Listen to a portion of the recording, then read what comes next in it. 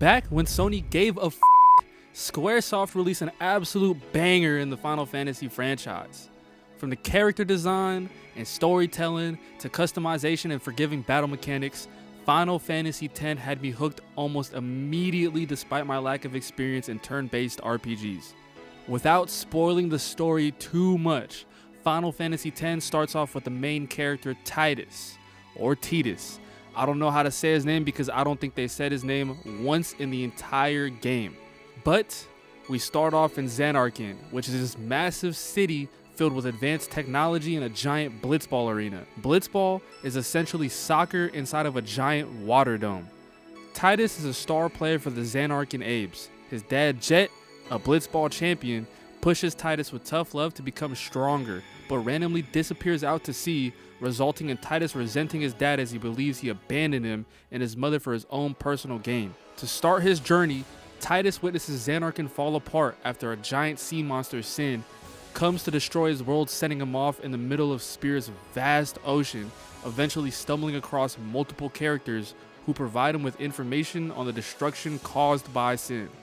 He eventually meets Yuna, a summoner whose purpose is to visit religious temples in order to collect Aeons, which are basically giant cool-looking Pokemon to help in defeating Sin.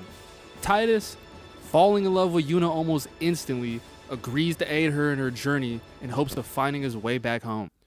Every supporting character you meet along the way is so well designed, not only aesthetically, but down to their individual backstories. For example, Wakka, a blitzball player from Besaid Island, who lost his brother to Sin, vows to follow the word of Yevon as he believes that machines are the reason for Spear's destruction. On the opposing side, Rikku comes from the tribe Al Bhed, which heavily rely on the preservation and use of technology and machines. The Al Bhed frequently clash with the rest of Spirit because machines are looked down upon as the rest of the world believe it is machines that provoke Sin.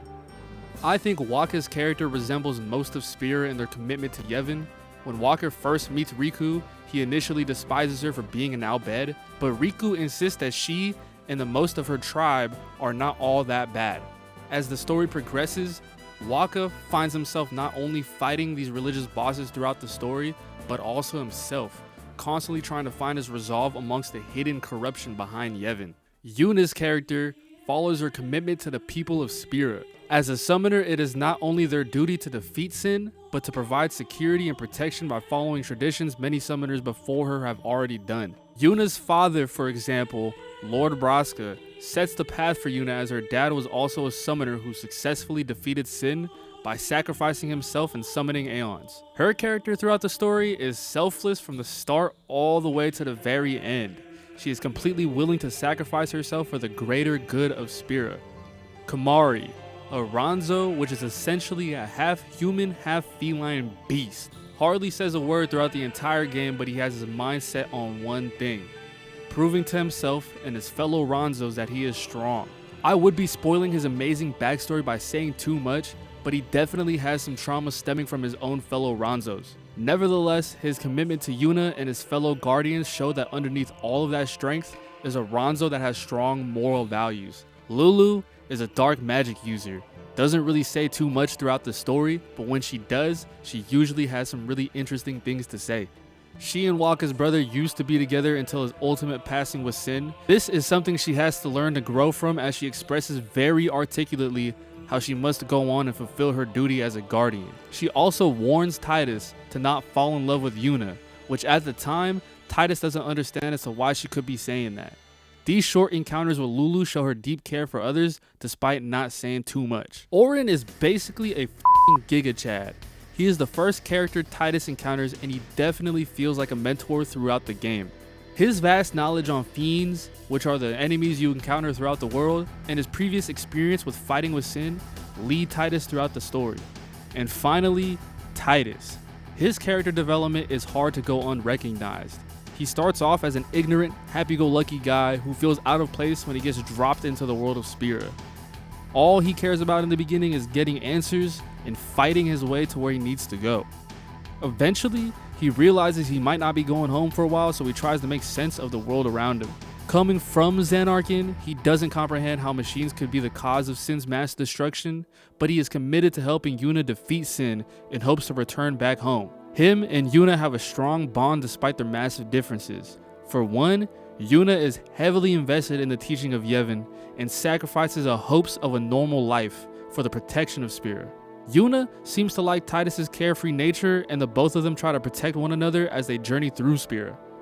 So hopefully I didn't spoil the story too much and I gave you guys insight for me to really explain why I love this game. For one, it is extremely hard to get lost in this game. There's a literal arrow on the minimap telling you where to go to progress the main story, and the encounters are fairly manageable and don't feel overwhelming. The battle system is well thought through.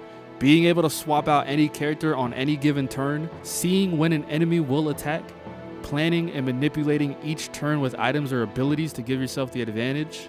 All of these make it so you don't really have to grind too hard to progress the main story.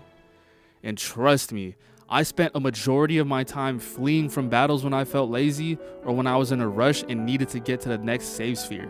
Sometimes it did bite me in the ass and I would have to spend an hour or two grinding to progress my characters, but for the most part, it wasn't too bad as long as you prioritize strategy.